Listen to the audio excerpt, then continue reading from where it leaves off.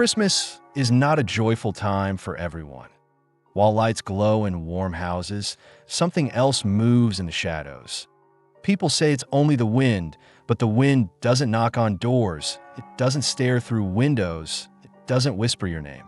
Some dinner tables haven't been empty for decades, some invitations are never canceled, and some spirits hate being alone on Christmas Eve. The 3 stories we're about to tell are only the beginning of what truly happens that night. So if you're ready, turn off the lights that they've already noticed you.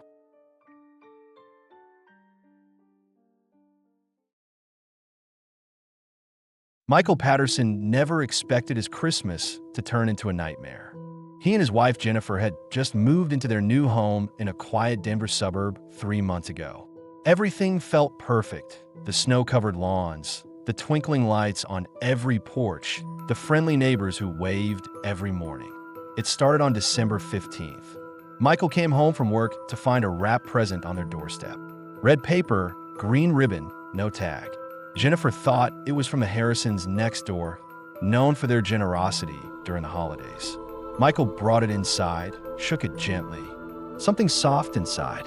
They decided to wait until Christmas to open it. The next morning, another gift. Same wrapping, same ribbon, no tag. This one was heavier. Jennifer laughed nervously. Secret Santa? She suggested. Michael wasn't laughing. Something felt wrong.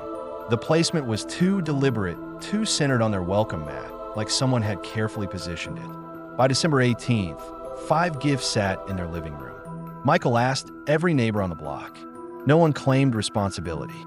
The Harrisons looked confused. The Wongs seemed offended he'd even ask. Mrs. Chun from 3 houses down suggested calling the police. But for what? Receiving presents? That night, Michael couldn't sleep.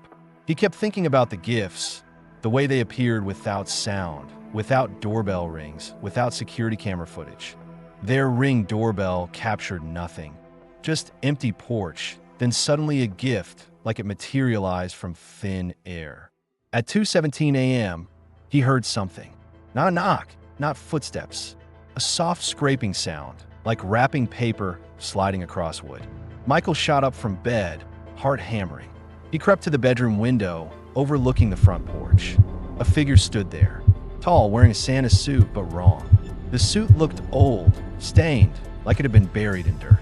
The figure placed another gift on the mat, then slowly turned toward the window.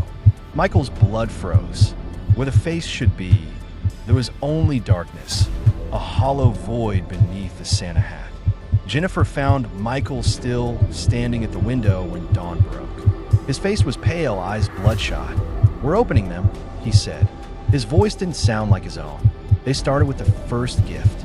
Inside the red wrapping, a photo frame. But the photo made Jennifer gasp. It was their house, taken from across the street, dated 3 months ago, the exact day they moved in. Someone had been watching from the beginning. The second box contained keys. Old brass keys, dozens of them, tied together with a dirty ribbon. Michael's hands shook as he held them up. One key looked familiar, too familiar. He rushed to the front door and tried it in the lock. It fit perfectly. "These are copies of our house keys," he whispered. Third box, a journal. Jennifer opened it with trembling fingers. Pages filled with handwriting, meticulous notes. December 1st. Michael leaves for work at 7:43 a.m. Jennifer does yoga in the living room at 9:15 a.m. Curtains open. Entry after entry. Every detail of their lives documented like a scientific study. Fourth box contained photos. Hundreds of them. Michael and Jennifer sleeping, eating dinner, watching TV. All taken from outside their windows. The angles were impossible. Some from the second floor, others from their backyard where no one should have access. "We need to call the police," Jennifer said, voice cracking. Michael nodded, reaching for his phone. Then they noticed the 5th box, the one from last night. It sat separate from the others, darker wrapping. Michael opened it slowly. Inside, a single piece of paper, handwritten in red ink. "I know you found them. I know you're scared. Good. That means you're paying attention. Tomorrow night, I'll deliver the final gift. This time, I'm coming inside." The signature at the bottom made Michael's stomach drop. "Your Secret Santa, living in your walls since October." They tore the house apart. Every wall, every closet, every crawl space. Police arrived within 20 minutes of their call, but Officer Martinez seemed skeptical until he saw the photos, the journal, the message. "Sir, ma'am, I need you to leave this house immediately." But Michael refused. "If someone's been living here, we would have heard them. We would have known." Even as he said it, he remembered the sounds. Soft footsteps at night he'd blamed on the house settling. Missing food he'd thought Jennifer ate. The strange smell in the guest room they'd attributed to old carpet. Officer Martinez called for backup, an AK-9 unit. While they waited, Jennifer remembered something. The guest room closet. "I tried to organize it last week, but the back wall fell hollow. I thought it was just poor construction." They rushed upstairs. Martinez pulled at the closet's back panel. It swung open like a door, revealing a crawl space. Inside, a nest, blankets, food wrappers, empty water bottles, and something worse. A laptop, its screen showing a live feed split into 12 sections. Every room in their house. Cameras hidden everywhere. "He's been watching in real time," Martinez breathed. "He knew your every move." The K-9 unit arrived and tracked a scent to the attic. They found the access point, a loose panel in the hallway ceiling. Inside the attic, more evidence of habitation. A sleeping bag, clothes, and a calendar with December 24th circled in red. Written beside it, "Christmas Eve. Final gift. They'll never forget this Christmas." But the space was empty. Whoever had been living there was gone. Martinez's radio crackled. "Sir, we've got a problem. The suspect is still in the house." Thermal imaging shows a heat signature in the basement, behind the furnace. And he's not alone. There's something else down there. The basement door had been locked from the inside. Martinez called for more units, but Michael couldn't wait. This was his house, his safety, his life that had been violated. He grabbed a crowbar from the garage and forced the door open. The basement stairs descended into darkness. Martinez went first, flashlight cutting through the black. Michael followed, Jennifer behind him, clinging to his shirt. The furnace rumbled in the corner, casting dancing shadows. Behind the furnace, they found him, the man in the Santa suit, sitting cross-legged, rocking back and forth. His face was visible now, middle-aged, beard unkempt, eyes vacant. He didn't resist as Martinez cuffed him. Didn't speak, didn't even acknowledge their presence. But then Michael saw what else was behind the furnace. 6 mannequins dressed in clothes that looked exactly like what he and Jennifer wore. Each mannequin had photos of their faces taped where heads should be. A mock family, a delusion made physical. "I just wanted to give you the perfect Christmas," the man finally spoke, voice childlike.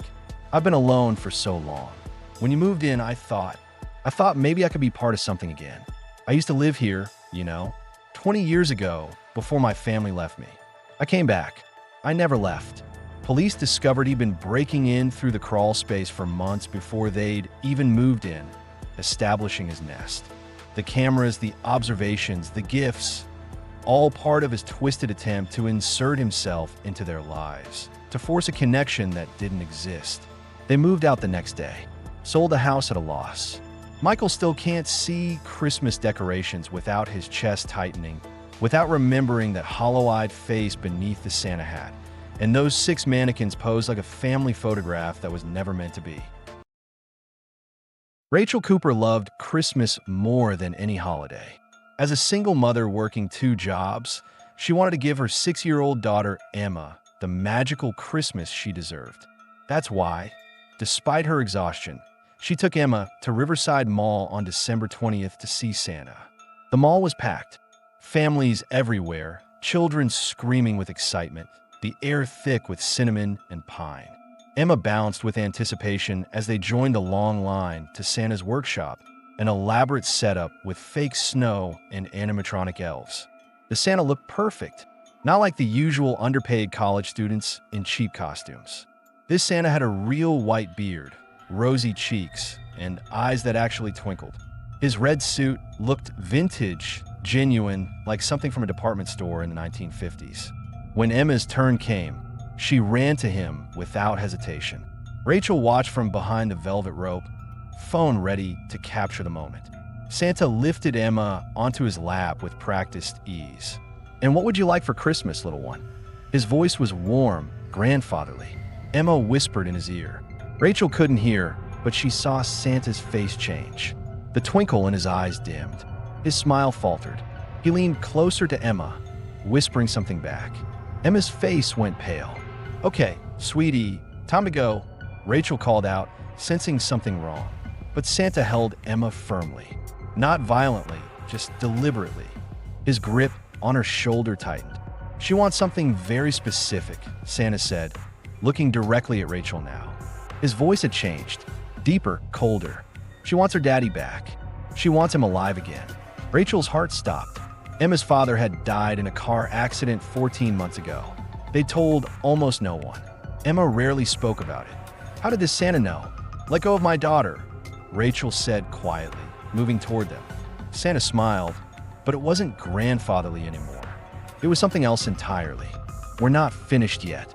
Security came quickly after Rachel screaming. The Santa released Emma, hands raised in apology. Misunderstanding, he said, voice back to normal. The child was telling me about her father. I was simply expressing condolences. I apologize if I overstepped. The mall manager, a harried woman named Denise, apologized profusely. He's new, just started Monday, came with excellent references. I'm so sorry. She offered gift cards, a private meeting with a different Santa. Rachel just wanted to leave. In the car, Emma was quiet. Too quiet. What did he say to you? Rachel asked gently. Emma stared out the window. He said Daddy asked him to check on me. He said Daddy misses us. Rachel's hands tightened on the steering wheel. Honey, that man was just being nice. He didn't really talk to Daddy. But Emma shook her head. He knew things, Mommy. He knew about the blue truck. He knew about the accident. That night, Rachel couldn't sleep. The way Santa had gripped Emma, the knowledge he shouldn't have had. She researched the mall online, looking for information about their Santa program. Nothing unusual. Then she searched for mall Santa incidents in Portland. What she found made her blood freeze. 3 articles from different years. Children going missing after visiting mall Santas. Never from Riverside specifically, but always in the Portland area. Always around December 20th. Always children who'd lost a parent. The articles were old, scattered across a decade. Police had investigated, but found no connections. Different malls, different Santas, no physical evidence linking the disappearances. Most children were eventually found, but they couldn't or wouldn't explain where they'd been. One article mentioned a child saying, Santa took me to see Daddy, before going completely mute. Rachel grabbed her phone to call the police, but it buzzed first. Unknown number. Text message. A photo. Emma, sleeping in her bed, taken from inside her room tonight. Below it, she's on my list. I'll collect her Christmas Eve, just like the others. Rachel called 911 immediately. Police came, searched the house, found nothing. No signs of forced entry. No evidence anyone had been in Emma's room. Detective Sarah Kim took the threat seriously, but admitted without more evidence. There was little they could do beyond increase patrols. Did you get any other information about this Santa? Real name, background? Kim asked. Rachel shook her head. The mall manager had promised to send everything, but hadn't yet. Kim made a call. 20 minutes later, they had an answer that made Rachel's skin crawl. The mall has no record of hiring a new Santa. Denise, the manager, is on vacation in Hawaii. Has been for a week. Kim's face was grim. Someone impersonated her, hired this man, and the staff assumed it was legitimate. We're getting security footage now. But when the footage came, it showed something impossible. The Santa entering the mall's back entrance on December 19th. No face visible under the hood. Him setting up in Santa's workshop. Children visiting him. But when they isolated footage of Rachel and Emma's interaction, the video glitched. Static, then black, then resumed after they'd left. Every camera in that section of the mall had failed simultaneously for exactly 4 minutes. I've never seen anything like this, Kim admitted. They tracked the Santa leaving the mall that evening, but his image degraded the closer he got to the exits. By the parking lot cameras, he was just a blur. His car's license plate was obscured by a reflection that shouldn't exist given the angle of the lights. Rachel stayed with her sister that night, Emma between them in bed. But at 3 a.m., Emma woke screaming. He's here. Santa's here. They searched everywhere. Nothing. But when Rachel checked her phone, another message waited. A video this time. Emma, recorded from outside her sister's house through the bedroom window. The timestamp, 2:58 a.m., 2 minutes ago. And in the reflection of the glass, a figure in red watching. Detective Kim arranged for a safe house. Undisclosed location, armed officers outside, panic buttons in every room. Rachel and Emma were moved on December 23rd. "He won't find you here," Kim promised. But her eyes betrayed doubt. Christmas Eve arrived with snow and silence. Emma hadn't spoken since the video. She drew pictures instead, always the same image. A man in a Santa suit with black holes where his eyes should be, surrounded by children who looked like ghosts. At 8 p.m., the power went out. Backup generators kicked in immediately. Officers checked the perimeter. Nothing. But then they heard it. Sleigh bells. Soft, rhythmic, coming from everywhere and nowhere. Rachel pulled Emma close. Kim drew her weapon. The bells grew louder, moving through the house like they were inside the walls. Then the television turned on by itself. Static, then an image. The Santa, sitting in a chair, surrounded by wrapped presents. "Hello, Emma." His voice came through the speakers. "I have your present ready. Your daddy's waiting to see you. All you have to do is come with me." "That's not possible," Kim breathed. "This location isn't networked. That TV isn't even plugged in." The front door opened. Officers shouted. Gunshots. Then screaming. Kim pushed Rachel and Emma into a bedroom closet. "Don't come out until I get you," she ordered. Through the crack, Rachel watched Kim disappear into the hallway. Silence. Terrible, complete silence. Then the closet door opened. But it wasn't Kim. It was Santa, suit darker now, beard stained. "Time for your gift, Emma." He reached in. Rachel fought, clawed, screamed. But his strength was impossible. He lifted Emma effortlessly. Emma didn't struggle. She looked at Rachel with eyes that seemed far away. "It's okay, Mommy. I really do want to see Daddy." They found Rachel unconscious in the closet Christmas morning. Emma was gone. The officers were found alive, but couldn't remember anything after the door opening. Detective Kim had a complete mental breakdown, kept repeating his eyes had no bottom. Emma appeared 3 days later, walking down her street in her pajamas, carrying a teddy bear she'd never owned. She wouldn't speak about where she'd been, wouldn't say what happened.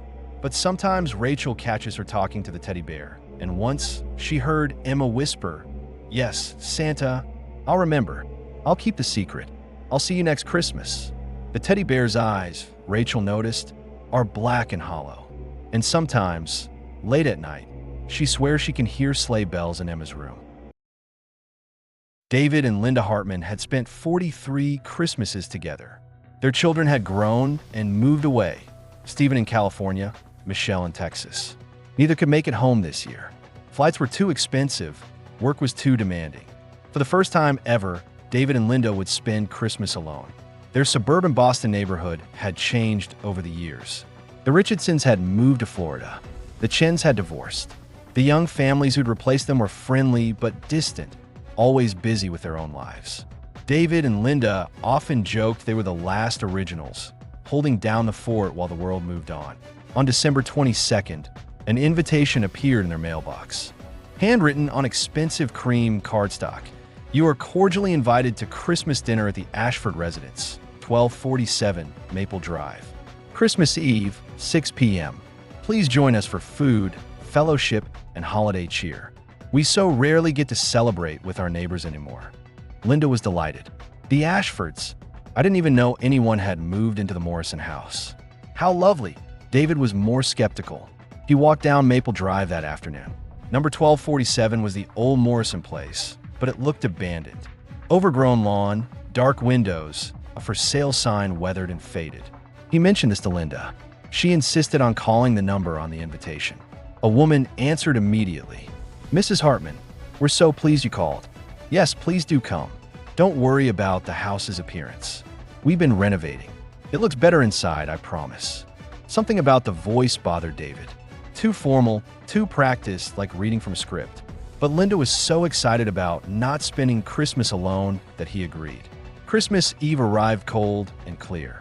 They dressed nicely, brought a bottle of wine and homemade cookies. As they walked down Maple Drive, David noticed something odd. No other houses had Christmas lights. No cars in driveways. The street felt abandoned, forgotten. The Morrison house loomed at the end of the cul-de-sac, dark except for a single light in the front window. The front door opened before they could knock. A woman stood there, maybe 50, wearing an elegant black dress more appropriate for a funeral than Christmas. Mr. and Mrs. Hartman. Welcome. I'm Eleanor Ashford. Her smile didn't reach her eyes. Inside, the house was decorated lavishly. Christmas tree in the corner, garlands on the staircase, candles everywhere. But something felt wrong. The decorations looked old, not vintage charming, but genuinely aged. Ornaments were tarnished. The tree had brown needles. Everything smelled like dust and something else, a sweet, decaying odor underneath the pine and cinnamon. The others are already here, Eleanor said, leading them to the dining room. 6 people sat around a long table. They all stood when David and Linda entered, smiling the same empty smile. Introductions were made. Thomas and Margaret Patterson, Robert Shunn, Susan Miller, James Kowalski, Catherine Price. David didn't recognize any of them. Are you all new to the neighborhood? He asked. Awkward glances passed between the guests. In a manner of speaking, Thomas said carefully, We've been here longer than most people realize. Dinner was served. The food looked perfect. Roasted turkey, mashed potatoes, green beans, cranberry sauce. But when Linda took a bite, she had to force herself to swallow. The meat tasted spoiled, rot disguised under heavy gravy and seasoning. David caught her eye. She shook her head slightly. Something was very wrong. He looked around the table. The other guests weren't really eating, just moving food around their plates, pretending. So, how long have you lived in the area? Linda asked Eleanor. Try to make normal conversation. Eleanor's smile tightened. We've been here since 1985. This house has been in my family for generations. But the house has been empty for years, David said. The Morrisons moved out in 2019. Silence fell. The candles flickered. Eleanor's smile disappeared completely. No, Mr. Hartman. We never left. We've been here the entire time. David stood abruptly. Linda, we're leaving. But when he turned toward the door, it was gone. Where the entrance to the dining room should have been, there was only wall. Solid, old wallpaper, no seam, no indication a door had ever existed. Please sit, Eleanor said. Her voice had changed, hollow and distant. We haven't had guests in so long. You can't leave yet. We haven't even had dessert. The other guests stood slowly. In the candlelight, David saw what he'd missed before. Their clothes were outdated, 1980 styles, faded and worn. Their skin had an odd texture, waxy, artificial. And their eyes, when they turned toward him, were flat and lightless like painted glass. What is this? Linda's voice shook. What are you? We're your neighbors, Margaret Patterson said. We've always been your neighbors. We lived here, raised families here, celebrated Christmas here. And then, something happened. Robert Shunn continued the story. The fire. Christmas Eve, 1985. Started in this house, spread to 3 others. 7 families, 23 people. All of us, trapped. His hand gestured to the group. We never left. David's mind raced. He remembered now. His father had mentioned it once when they first moved to the neighborhood in 1987. The tragedy on Maple Drive. The reason the street always felt sad. Why houses sold cheap. Why neighbors didn't stay long. You're not real, he whispered. You can't be. We're real enough, Susan Miller said. Every Christmas Eve, for a few hours, we're solid again. We can touch, taste, feel. We've been alone so long. When we saw you 2 would be alone this Christmas, we thought maybe we could all be together. The temperature dropped. Ice formed on the windows. The candles burned black. Eleanor stepped forward. We don't want to be alone anymore. And now, neither will you. Linda screamed. David lunged for what he thought was a window, but his hands met solid wall. Police found David and Linda Hartman on Christmas morning, sitting at a dining room table in the abandoned Morrison house. They were alive but unresponsive, eyes open but vacant, like sleepwalkers who couldn't wake. The house had been empty for 4 years. No electricity, no water, no furniture. But in the dining room, officers found an old table covered in dust, set with plates from the 1980s. And on those plates, the remains of a meal, rotted, decades old, but arranged as if someone had just finished eating. David and Linda were hospitalized. For 3 days, they didn't speak. On the 4th day, David whispered to the nurse. They wouldn't let us leave. They said we were family now. Said we'd celebrate together every Christmas.